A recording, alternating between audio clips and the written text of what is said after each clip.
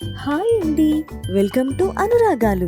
ఈ వీడియోలో చాలా ఈజీగా సింపుల్గా అందరికీ ఎంతో ఇష్టమైన క్రాబ్ కర్రీ ఎలా తయారు చేయాలో చూద్దాం. ముందుగా ఈ పీతల కర్రీ కోసం ఒక కంప్లీట్ వెల్లుల్లి నుంచి తీసిన వెల్లుల్లి రెబ్బలు, అలాగే ఒక 2-3 ముక్కల అల్లం, కొద్దిగా లవంగాలు, ఇలాచి, అలాగే దాల్చిన చెక్క, ఒక 3-4 ఉల్లిపాయలు సన్నగా కట్ చేసుకొని ఈ విధంగా ముక్కలు తీసుకొని మనం ఇదంతా మంచి పేస్ట్ లాగా తయారు చేసుకోవాలండి. అండ్ ఈ పేస్ట్ సిద్ధపరచుకున్న తర్వాత కొద్దిగా చింతపండు, అంటే నిమ్మకాయ సైజ్ కంటే ఒక హాఫ్ తక్కువనే అండి, అంత తక్కువ చింతపండు మనం వాటర్లో వేసి నానబెట్టుకోవాలి. తర్వాత మనం ముందుగా క్రాబ్స్ని అయితే ఈ విధంగా మనం నీట్గా క్లీన్ చేసి పెట్టుకోవాలి.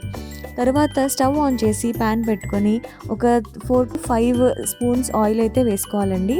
ఆయిల్ వేడైన తర్వాత ఈ ఉల్లిపాయ మిశ్రమం, అలాగే 2-3 పచ్చిమిర్చి వేసుకొని చక్కగా వేయించాలి.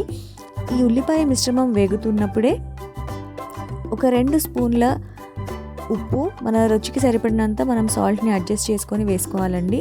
1 స్పూన్ పసుపు, అలాగే గుప్పెడు కరివేపాకు వేసుకొని ఈ ఉల్లిపాయ మిశ్రమం అంతా సరిగా ఫ్రై అయ్యే విధంగా, అంటే గోల్డెన్ బ్రౌన్ కలర్ వచ్చే విధంగా మనం ఓపికగా ఫ్రై చేసుకోవాలండి. అండ్ ఈ ఉల్లిపాయ మిశ్రమం చక్కగా ఫ్రై అయిన తర్వాత ముందుగా కడిగి పెట్టుకున్న క్రాబ్స్ అన్నీ ఈ మిశ్రమంలో వేసి మనం చక్కగా ఉడికించుకోవాల్సి ఉంటుంది. మనం క్రాబ్స్ ఉల్లిపాయ మిశ్రమం కలిపిన తర్వాత మూత పెట్టి ఒక 10 మినిట్స్ మనం ఉడికించాలండి మీడియం ఫ్లేమ్లో.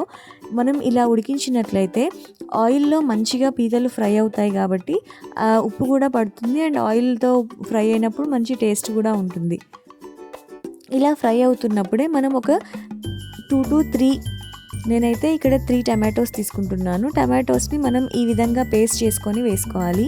టమాటో పేస్ట్ వేసిన తర్వాత టమాటో పేస్ట్లో కంప్లీట్గా పచ్చివాసన పోయే విధంగా ఒక 5 మినిట్స్ ఉడికించాలి. తర్వాత మన రుచికి సరిపడినంత కారం మనం అడ్జస్ట్ చేసుకొని వేసుకోవాలండి. కొద్దిగా కారం ఎక్కువ ఉంటేనే ఈ కర్రీ చాలా టేస్టీగా ఉంటుంది. నేనైతే 3-3.5 స్పూన్ కారం అయితే వేసాను. మీ రుచికి సరిపడినంతగా మీరు అడ్జస్ట్ చేసుకొని వేసుకోండి. కారం వేసిన తర్వాత మరొక 10-15 మినిట్స్ ఉడికించాలండి. ఈ విధంగా మధ్యలో కలుపుకుంటూ కంప్లీట్గా కారం అలాగే టమాటో అంతా మంచిగా ఫ్రై అయ్యే విధంగా మనం కలుపుకుంటూ ఉడికించాలి.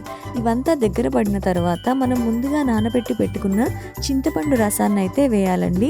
ఇక్కడ నేను చాలా తక్కువ క్వాంటిటీ చింతపండు తీసుకుంటున్నాను, ఎందుకంటే ఇది ఇగురు కూర కాబట్టండి.